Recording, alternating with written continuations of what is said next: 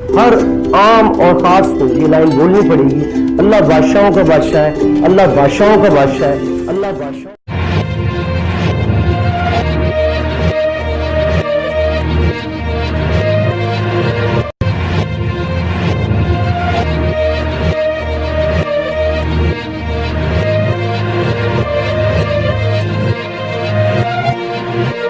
बिस्मिल्लाहिर्रहमानिर्रहीम। अल्लाह बादशाहों का बादशाह है। मैं Mohammad rice, political leadership consultant और मोटिवेशनल स्पीकर और कैरियर काउंसलर। आज जो है बहुत ही इंटरेस्टिंग हमारे प्रोग्राम में शख्सियत मौजूद हैं, जनाब मुशर्रफ अली साहब, जो कि एजुकेशनिस्ट हैं। अब एजुकेशनिस्ट और आपका भाई, जैसे कि आप सब जानते हैं, एजुकेशन लिस्ट। अब एजुकेशनिस्ट और एजुकेशन लिस्ट में आज एक बेहतरीन सा, जिसे कहते हैं, हमारे दोस्तों की तरफ फरमाइश थी कि कैसे ऐसे एजुकेशनिस्ट को बुलाया जाए जो कि एजुकेशन सिस्टम पर बहुत अच्छी डिबेट करें। तो ये जो है असिस्टेंट प्रोफेसर भी रहे हैं और जो है डायरेक्टर भी रहे हैं, असिस्टेंट प्रोफेसर के साथ साथ ये एडमिनिस्ट्रेटर भी रहे हैं स्कूल ऑफ एजुकेशन कराची के, और मास्टर ट्रेनर भी रहे हैं। रहे से मुराद ये हैं कि कंटिन्यूसली इस स्पेक्ट्रम में काफ़ी अरसे से हैं और कर भी रहे हैं।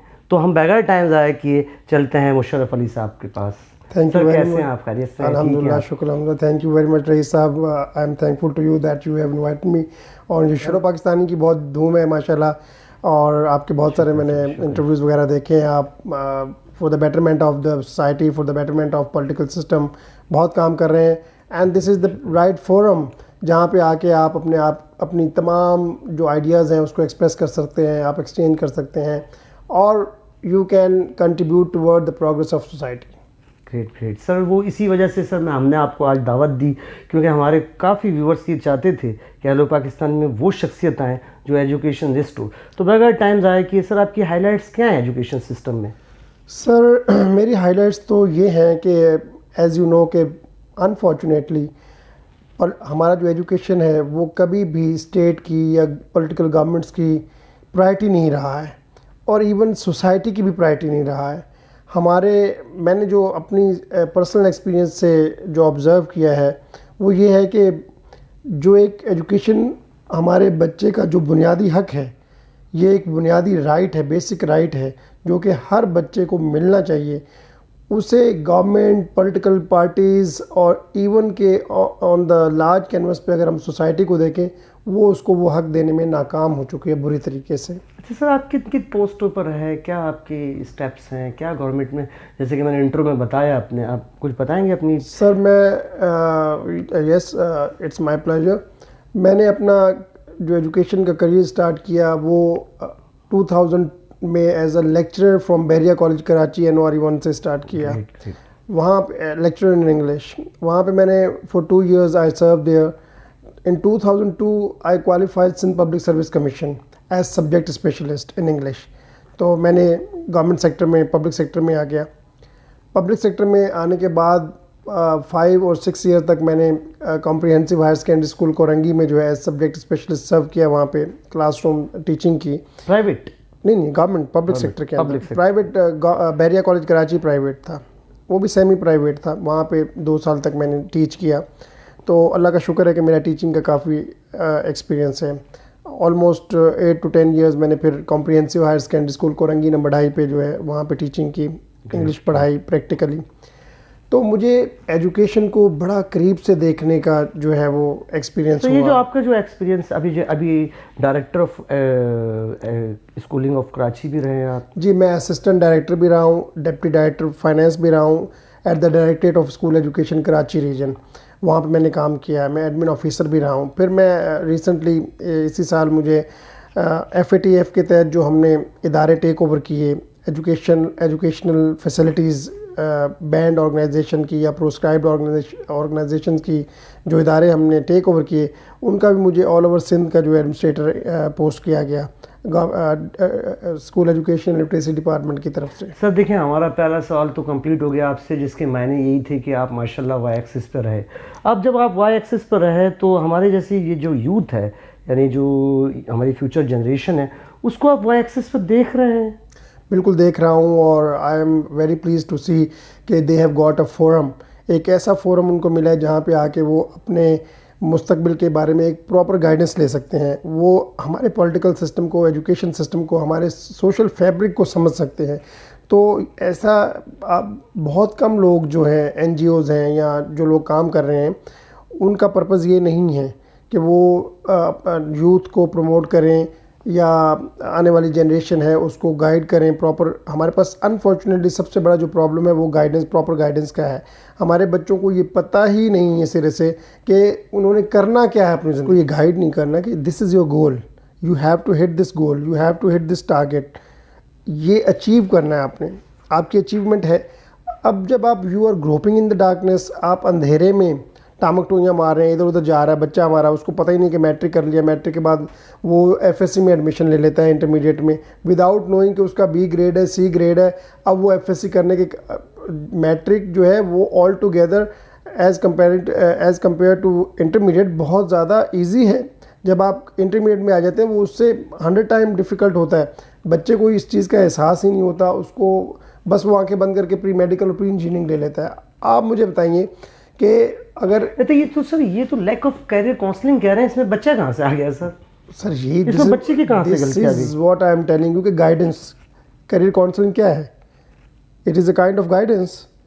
करियर काउंसलिंग जो है। अच्छा, पाकिस्तान के लिटरेसी रेट आपकी नज़र में क्या है सर एजुकेशन का?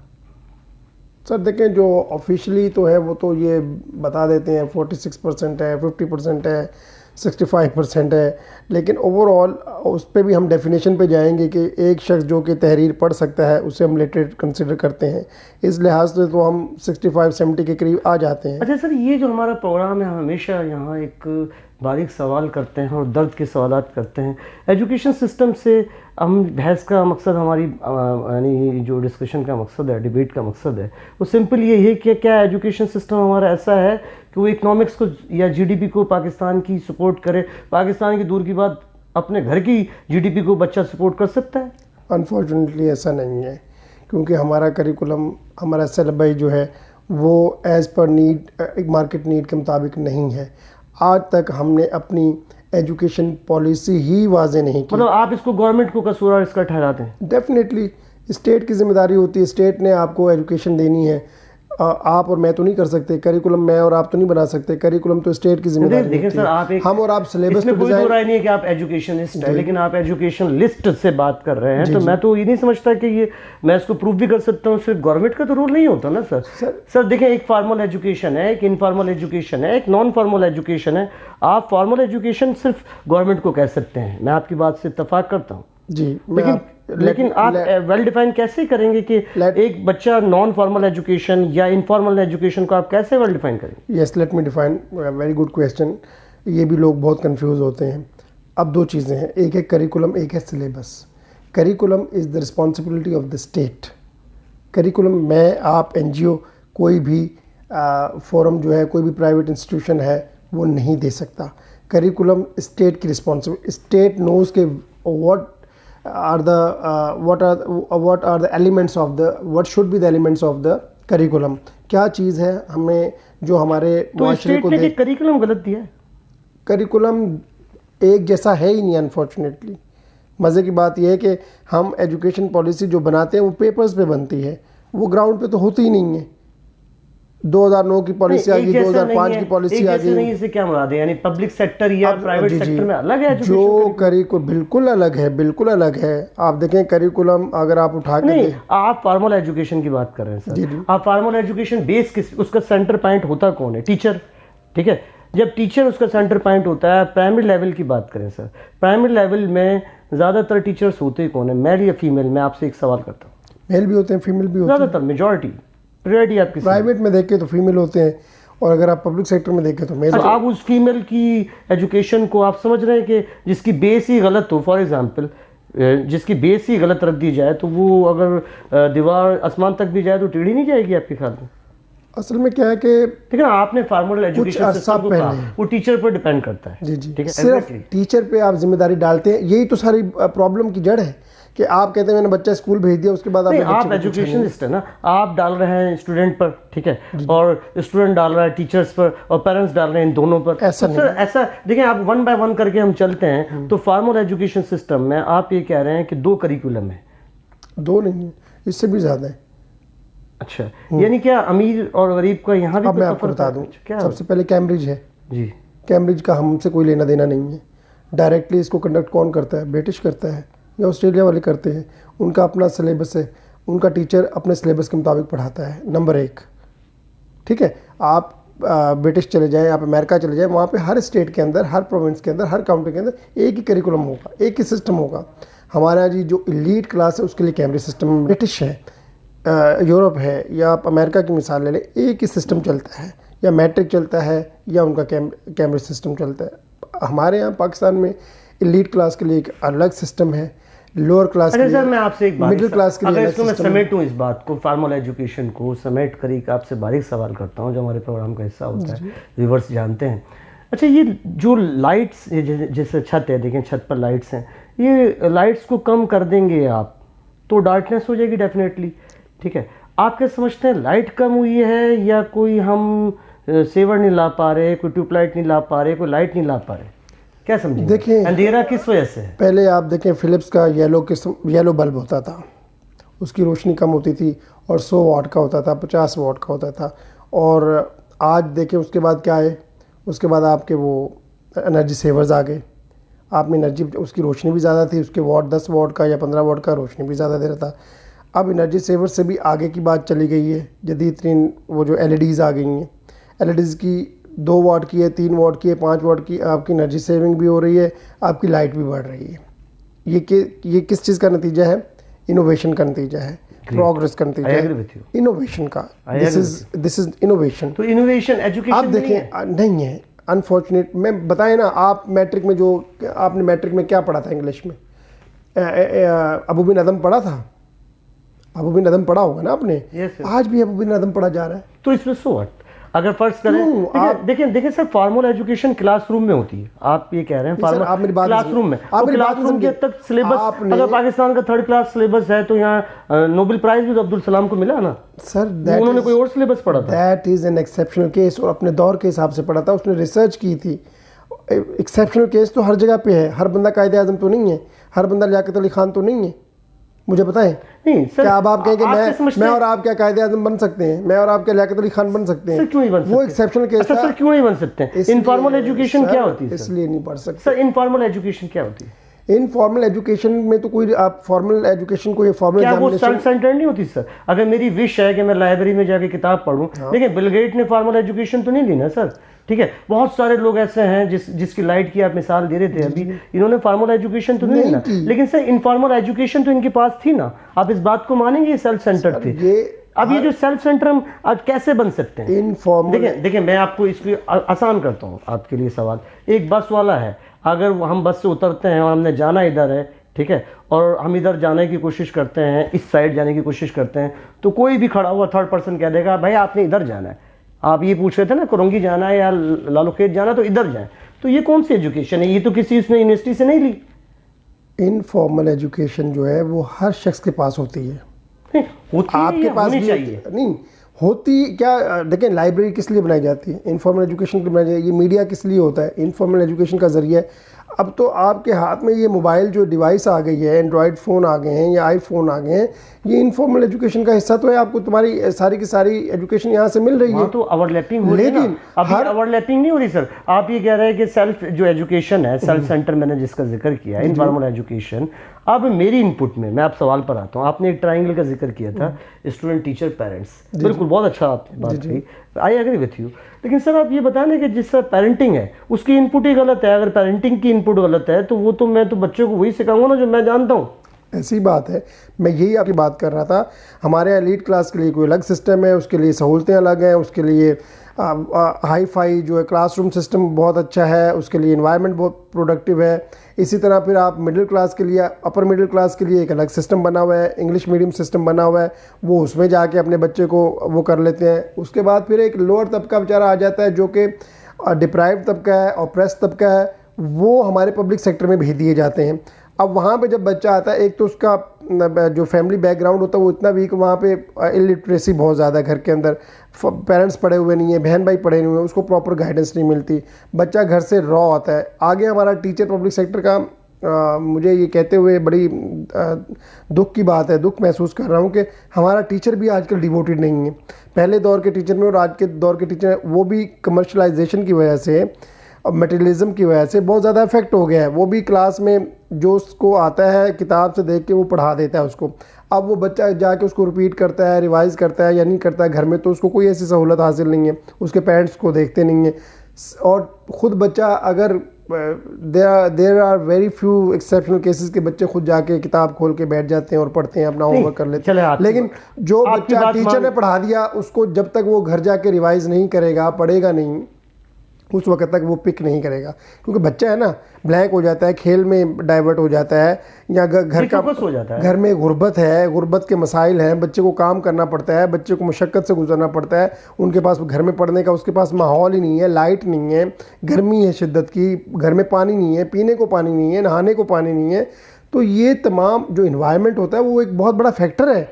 अगर आप उस बच्चे को इन्वायरमेंट ही नहीं दे इवन के पब्लिक स्कूल्स के अंदर हमारे पास वॉशरूम्स की कमी है, हमारे पास फर्नीचर की कमी है, हमारे पास लाइट नहीं है, we are facing so many problems. जब तक ये चीज़ें इन्वायरमेंट को, आप एक छोटा सा प्राइवेट स्कूल है वो 120 गज़ की बिल्डिंग में बना हुआ है, लेकिन उसने क्या कर दिया, उसको साफ़ सुथरा करके बना दिया है और दिखावे के लिए शो। अंदर वो टीचर जो है उनके पास क्वालिफाइड भी नहीं है। 10,000 पे 5,000 6,000 का मैट्रिक पास बच्चा है, वो वहाँ पे टीचिंग कर रहा है। सर मैं मान लेता हूँ आपकी बात कि अंधेरा है, तो क्या इस रात की सुबह नहीं होगी? क्या होगी? कैसे होगी? आपकी और हमारी वजह से होगी। ऐसे लोग सामने ये जो बात है, ये सुबह की ही तो एक नवीद है जो मैं और आप बैठ के ये बात कर रहे हैं। जब हम बैठेंगे बात करेंगे, आई अप्रिशिएट टू यू कि हमारा मकसद भी यही है कि इस रात की सुबह इस तरीके से हो। देखें, बहस मेरी आपसे नहीं है, एजुकेशनिस्ट है। और आप अच्छा, एजुकेशन लिस्ट क्या है मैं वेल डिफाइन कर दूं अपने व्यूवर्स को। एक्चुअली हम लर्निंग पर फोकस करते हैं, उसमें एज ब्रैकेट नहीं होती, उसमें ओल्ड भी आ सकता है और बच्चा भी आ सकता है, कुछ भी, ठीक है, कोई भी आ सकता है। वो लर्निंग कोई टाइम बाउंडेड नहीं होती ना, और लर्निंग ऑनलाइन भी हो सकती है, बहुत सारे सेक्टर्स हैं। अच्छा खैर सर, मैं ये कह रहा था, एक लड़का, चले मान लें करिकुलम बहुत उसका अच्छा है, ऑक्सफोर्ड यूनिवर्सिटी से पढ़ लिया, चलो मान लें वो बिलावल बन गया, बहुत बड़ा बन गया, मरियम नवाज बन गई, वो मान लिया। लेकिन सर वो सेल्फ सेंटर एजुकेशन जिसका जरूर मैं इशारा कर रहा हूँ, इनफॉर्मल फैमिली मैटर करती है। इसको ख़त्म करने का तरीका यही है कि आप जैसे लोग, हम जैसे लोग, ये जो फोरम आपने बनाए हैं, इन फोरम के ज़रिए तो इस डार्कनेस को कम किया जाएगा। यहीं से तो शमा जो है जलेगी। अपने हिस्से की शमा अगर हम रोशन करना शुरू कर दें, तो बजाय इसके कि हम गिले शिकवे शिकायत करें, जी स्टेट ने ये कर दिया, स्टेट ने वो, हुकूमत कुछ नहीं करी, पॉलिटिकल पार्टी कुछ नहीं करी, भाई इंस्टेड ऑफ ब्लेमिंग रिपीट करें अदर्स हमारे व्यूवर्स के लिए, बिकॉज जरूरत इस टाइम इस चीज़ की है कि सोशल आर्किटेक्चर की जी बहुत हो गया डार्कनेस पर। वो एक शेर है ना, शिकवाए जुल्मत शब से तो बेहतर था कि हम अपने हिस्से की शमा रोशन किए जाते। तो हम अपने हिस्से का काम कर लें। कोई भी नहीं कर रहा सर। प्रॉब्लम ये अच्छा मजे की बात, मेरे जैसी शख्सियत को कहा जाता है कि आए बोले, और किस पर? डार्कनेस पर। इसलिए मैं मीडिया को गुड बाय कहता हूँ, ठीक है। डार्कनेस पे बोलने से कोई फ़ायदा है? अगर आप लाइट पे बोलते हैं तो एक चराग, देखें सर, अंधेरे का इलाज क्या है? क्या वो पानी डालें? नहीं, बिल्कुल भी नहीं। या उसको वाइपर लगाएं? बिल्कुल नहीं। लाइट उसका इलाज है, सिंपल सी बात। सोच हो गई मजहबी तंजीमों को दबा दो, हमारे जो लड़कियां हैं, कॉलेज के लड़के लड़कियां बच्चे, उनको ट्राउज़र पहना दो, उनको जी मॉडर्नाइज यानी लिबास से मॉडर्नाइज कर दो, लिबास चेंज कर दो, लैंग्वेज चेंज कर दो। This is not the modernization. ये कौन सी एजुकेशन है जो पाकिस्तान में 70 साल से चल रही है कि अपने कल्चर को फेवर ही नहीं मिलती? ये इंतहाई out of dated education system है जो कि अपने कल्चर को, किसी भी चीज़ को प्रिजर्व नहीं कर रही। क्या वजह है कि हमारी यूथ जो है, न्यू जनरेशन जो है, आप जैसे लोग क्रिएटिव रहे, यकीनन हमारी यूथ क्रिएटिव क्यों नहीं है? सर उनको मौके नहीं दिए जा रहे, उनको अपॉर्चुनिटीज़ नहीं दी जा रही। मैं इस चीज़ को डिनाई इसलिए करता हूँ कि जो एनर्जी होती है, जो कब, और हर इंसान में एनर्जी तो दे दी ना, ये तो बिल्टन है ना। आपको पावर ऑफ चॉइस तो दे दी ना, बिल्टन है ना, आपके पास पावर ऑफ चॉइस बिल्टन है। अब जैसे कि फ़र्ज़ करें, देखें सर, ये जो सर सैयद अहमद खान साहब थे, अल्लामा इकबाल साहब थे, ये बड़े बड़े, ये समझ लें न्यूटन कौन सी यूनिवर्सिटीज़ में पढ़े हुए थे सर? ये तो हमारी यूथ क्या नहीं कर रही? क्रिएटिव तो नहीं है सर? क्यों नहीं क्रिएटिव? क्या क्रिएटिविटी है? आपने ये प्रोग्राम बनाते हैं, ये क्या क्रिएटिविटी नहीं है? लेकिन सर मेरी तो लर्निंग है ना ये, तो मैं तो इंटरनेशनल लर्निंग जो लेकर ये आपके मीडिया में लोग बैठे अपने यंग बच्चे मूवीज़ बना रहे हैं, ड्रामाज बना रहे हैं, जो लोग साइंस में काम कर रहे हैं, हमारे यंग बच्चे अमेरिका तक जाके, यूरोप तक जाके वहाँ पे एक्सेल कर रहे हैं, व्हाट इज़ दिस? हमारे बच्चे क्या हमारे बच्चे पायलट नहीं बन रहे? क्या हमारे बच्चे साइंटिस्ट नहीं बन रहे? लेकिन कितनी परसेंटेज सर? 5 ठीक है, कम है, क्योंकि हम ओवरऑल हमारी बैकवर्ड एक हमारा सोसाइटी बच्चा है। आज रोड हमने पर अपना सर, सफर अब रोड पर मैं ड्राइव कर रहा हूँ और मैंने किसी बच्चे को हल्का सा कुछ कह दिया सर, वो पलट कर मुझे गाली नहीं देगा या आपको गाली नहीं क्या देगा? अमेरिका का बच्चा आपको गाली नहीं देगा? वो तो अपने बाप को भी गाली दे देता है। तो आप हमारा बच्चा तो आपको गाली देगा, आपने रोड में उसको ये हमारा टच कस्टम कर था, दिया। हमारा एक अमेरिका तो चलो कस्टम है, वो तो उनका तो कस्टम है ना सर, हमारा एक कस्टम था गाली देना। था, शुरू से थे। आपने क्या हिंदुस्तान की तारीख नहीं पढ़ी? बाप ने बेटे को कत्ल कर दिया, बेटे ने बाप को कत्ल कर दिया, कब नहीं रहा? अब मीडिया ज्यादा हाईलाइट कर देता है, पहले हाईलाइट नहीं होता था। मैं इस्लामिक कस्टम की बात कर रहा हूँ सर। क्या इस्लामिक कस्टम टीचिंग्स देखिए, हम पाकिस्तान किसकी बुनियाद पे बना है? पाकिस्तान का मकसद क्या है? ये तो हर बच्चे को पता है सर। रईस साहब, टीचिंग्स और प्रैक्टिस में फ़र्क होता है। टीचिंग्स तो हर मुआशरे की, किसी भी मुआशरे को उठाएं आप, यूरोपियन मुआशरे को उठाएं, मतलब एक बच्चा गाली देगा क्या? नहीं, एक बच्चा गाली देता है, आप जैसे टीचर उसको या आप जैसे एजुकेशनिस्ट उसको सपोर्ट करेगा कि नहीं करेगा, क्योंकि वो देनी चाहिए, नहीं करेगा, तो वो क्रिएटिविटी है, उसको एजुकेट करेगा। अच्छा, टिकटॉक पर डांस करना क्रिएटिविटी है सर? बिल्कुल, it is the only source of entertainment. जब आपके यहाँ एंटरटेनमेंट के ज़राए कौन से हैं आपके पास? आप उन बच्चों को ग्राउंड्स बना के दे रहे हैं, पार्क्स बना के दे रहे हैं, आप उनको क्या साइंटिफिक सुने साइंटिफिक पार्क्स में लेके जा रहे हैं, आप उनको इंडस्ट्रियलाइजेशन में कोई विजिट करवाते हैं, आपके इदारे नहीं करवाते, आप घर के पेरेंट्स नहीं करवाते, तो बच्चा क्या करेगा?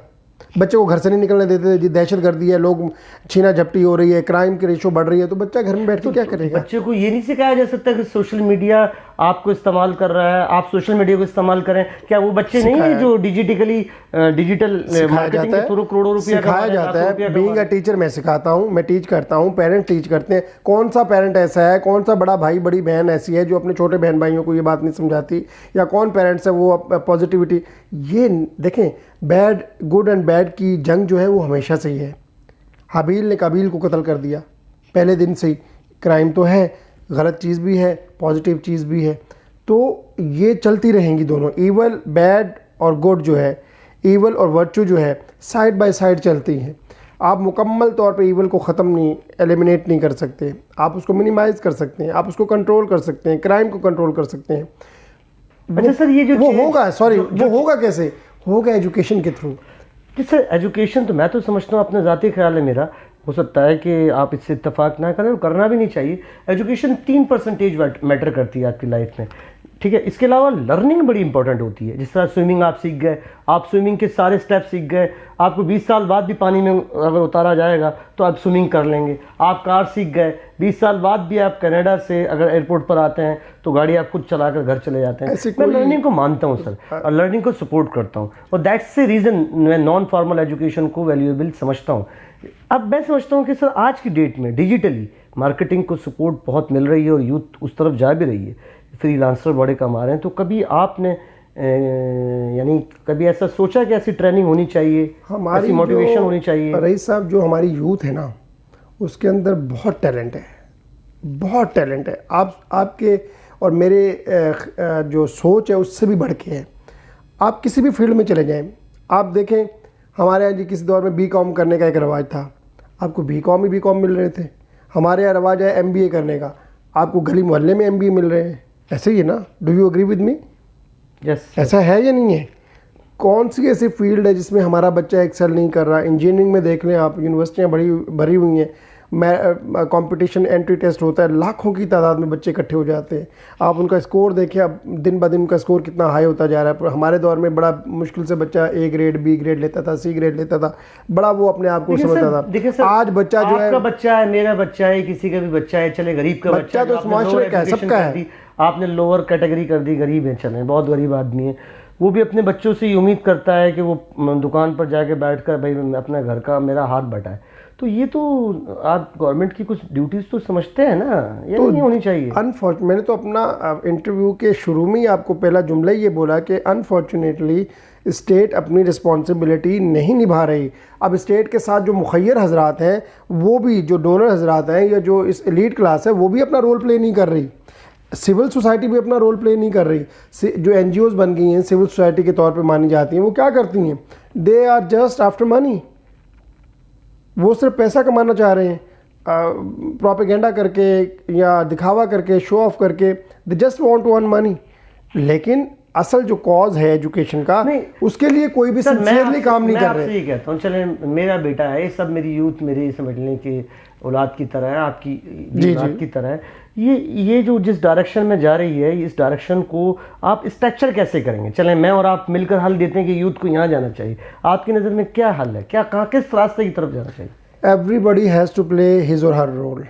पेरेंट्स को भी अपना रोल, सबसे बेसिक आप कहते हैं ना कि फर्स्ट जो इंस्टीट्यूशन होता है वो लैप ऑफ क्या है, मदर लैप है ना आपकी। एग्जैक्टली माँ की गोद से ही बच्चा शुरू होता है। वो तो बिल्टन है ना सर, वो तो काफर की माँ भी चाहेगी उसका बच्चा हीरो बने, तो बनते हैं ना सर। तो भाई बनते हैं माँ तो एक बिल्टन, उसकी पेरेंटिंग तो बिल्टन है। क्या आपके सुने, क्या आपने जर्नैल पैदा करना छोड़ दिए? क्या आपने डॉक्टर पैदा करने छोड़ दिए? क्या आपने इंजीनियर पैदा करने छोड़ दिए? क्या आपने टीचर पैदा करने छोड़ दिए?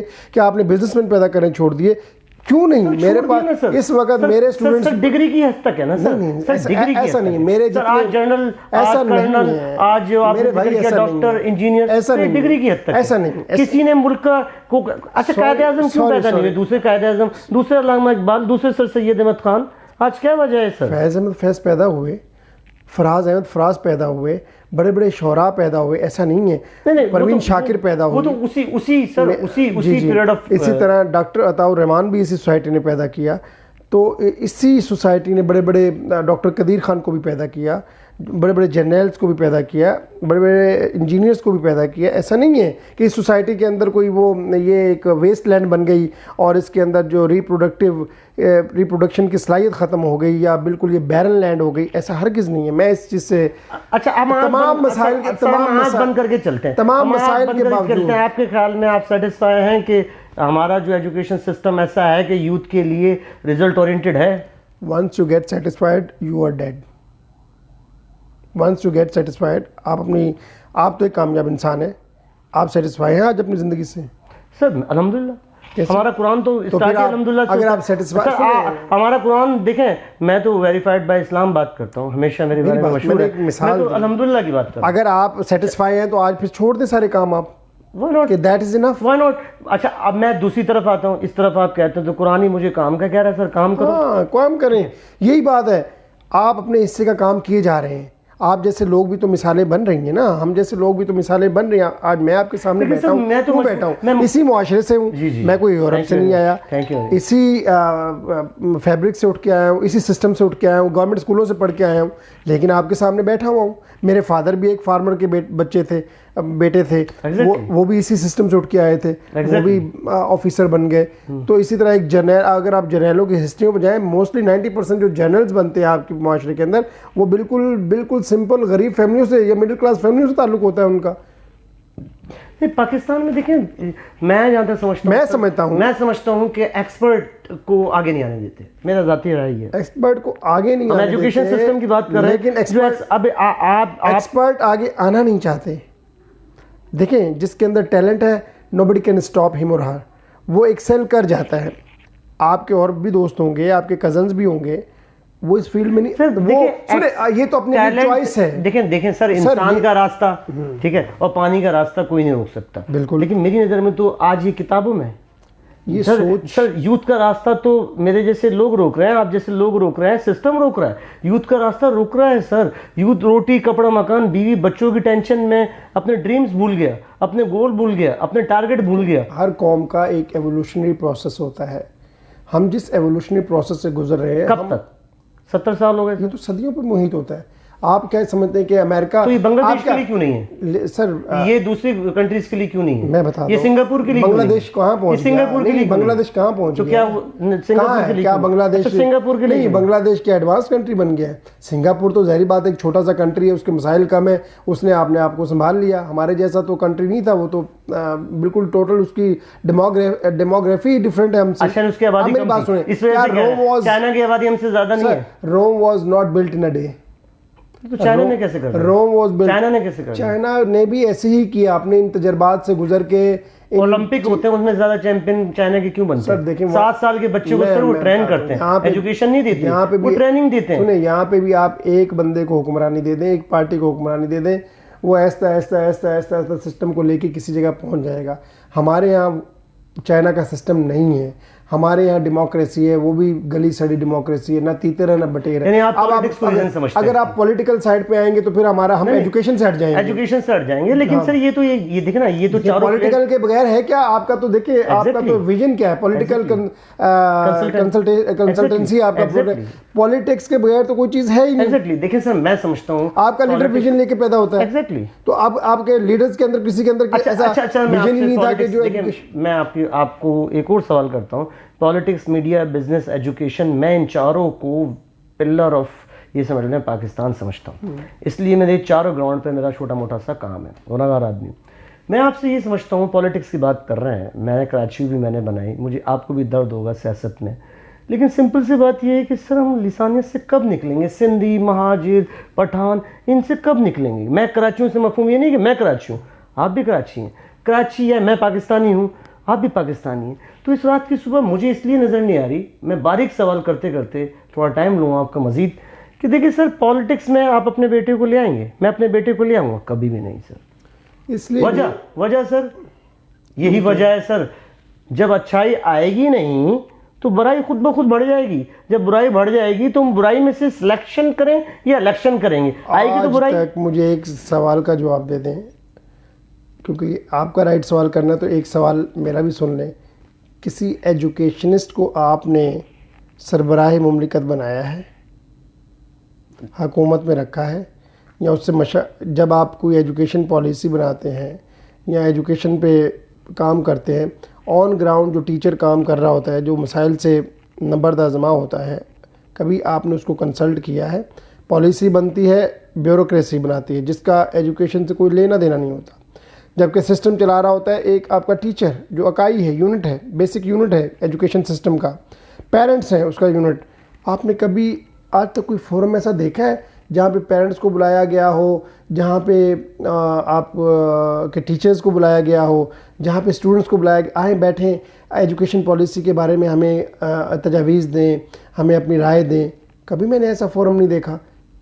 कभी मैंने नहीं देखा कि कोई पॉलिसी मेकर जो है वो स्कूल में आया और उसने टीचर को किसकी जिम्मेदारी है? गवर्नमेंट की, प्राइवेट सेक्टर, स्टेट की जिम्मेदारी समझते? तो वो तो बजट भी कम देती है एजुकेशन का सर। यही तो एजुकेशन, मैं तो समझता हूँ बजट भी निकल कर ऐसा नहीं है, बजट तो बहुत दे रही है, अरबों रुपया दे रही है बजट। तो मैंने देखा सिंध गवर्नमेंट ने बच्चों की तालीम मुफ्त कर दी है, उनको यूनिफॉर्म देते हैं, उनको स्टाइपेंड देते हैं। सिंध गवर्नमेंट ने बहुत सारे इकदाम उठाए हैं एजुकेशन को प्रमोट, लेकिन हमारा मुआशरा भी तो उसको ओन नहीं कर। मैं ये तो कह रहा हूँ एक ट्रायंगल है, सोसाइटी उसको ओन करने को तैयार नहीं। कोई पेरेंट, कोई मोहल्लेदार, कोई कम्युनिटी की जो इन्वॉल्वमेंट होती है, आप बाहर के कंट्रीज़ ने तरक्की क्यों की है, वहाँ पे कम्युनिटी बेस्ड चीज़ें बनी हुई हैं, स्कूल है, हॉस्पिटल है, डिस्पेंसरी है, उन्होंने उसी कम्युनिटी के लोगों के हवाले किया हुआ है, वो जाके उसको सुधारे। हमारे यहाँ तो अगर आपका स्कूल गवर्नमेंट का बना हुआ है तो आप जाके कचरा उसके सामने फेंकते हैं, आप गाड़ी उसके पार्क के अंदर खड़ी कर देते हैं, आप शादियाँ उसके अंदर अरेंज करना शुरू कर देते हैं, आप उसको नशे जो ड्रग्स है उसका एक अमाजगाह बना देते हैं। सारे जितने भी ड्रग एडिक्टेड पीपल होते हैं वो वहाँ जाके पनाह लिए होते हैं रात को। तो आपने तो उसको क्राइम पे गढ़ बना दिया। क्यों आपने सोचा उस फॉर्म्स में जो आप कह रहे हैं एक प्लेटफॉर्म बनना चाहिए, आप कह रहे हैं एक प्लेटफॉर्म बनना चाहिए, चलें आपकी बात मान लेते हैं। आप जैसे एजुकेशनिस्ट को हम वहाँ बिठाते हैं, आपकी सलाहियतों से मैं मुतासिर हूँ, इसलिए आप हेलो पाकिस्तानी में आए भी हैं, लेकिन मैं समझता हूँ वो अपने बारे में से बात करके, जो अपने बारे से क्या मुराद है, फार्मल एजुकेशन को प्रमोट करने का मशवरा देगा, जबकि मैं समझता हूँ कि फार्मल से इनफॉर्मल एजुकेशन का बहुत ज़रूरी है, इनफॉर्मल से नॉन फार्मल एजुकेशन बहुत ज़्यादा ज़रूरी है। तो आप भी तो रियलिटी को फेस नहीं कर रहे सर। नहीं, मैं आई डोंट थिंक सो कि बीइंग ए टीचर या बीइंग एन एजुकेशनिस्ट मैं फॉर्मल या इनफॉर्मल की बहस में पढ़ूंगा, या मैं उसको प्रायोरिटी, मेरे तो जहन में भी नहीं है कि भी आप इनफॉर्मल को डिस्करेज करें या फॉर्मल को इनकरेज करें। भाई एजुकेशन इज़ एजुकेशन, तालीम है, वो आप इनफॉर्मल ज़राए से हासिल करें या आप फॉर्मल ज़राए से हासिल करें, हर सूरत में वो आपके लिए बेनिफिशियल है। ये प्रॉब्लम यही तो आ रहा है ना, जब आप फॉर्मल एजुकेशन, बच्चा घर देखो, फॉर्मल एजुकेशन क्या है, क्लासरूम में बच्चा, कॉलेज यूनिवर्सिटी को मैं फॉर्मल एजुकेशन कह रहा हूँ, स्कूल कॉलेज यूनिवर्सिटी में बच्चा लेकर आ गया जी, ठीक है।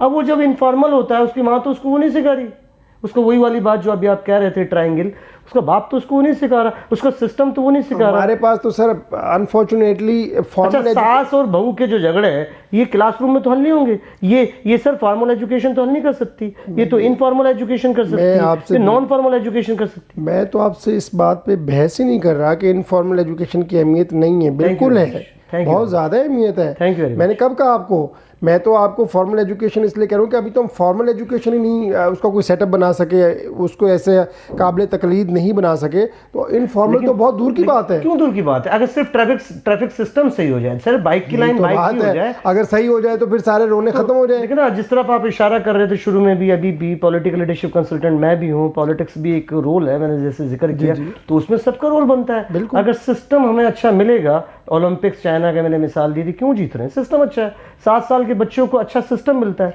मैं पहले आपको फॉर्मल एजुकेशन को प्रॉपर करने की ज़रूरत है, उस पर ध्यान देने की ज़रूरत है। निकल रहे हैं सर, आज डिजिटली एक बच्चा, देखें आप कितने आप इंजीनियर्स को करोड़पति बताएंगे, कोई ऐसा फार्मूला दे सकते हैं, बता सकते हैं, रोशनी डाल सकते हैं जिससे एजुकेशन सिस्टम, जिसे मैं फॉर्मल एजुकेशन कह रहा हूँ, बिल्कुल फ्री हो जाए।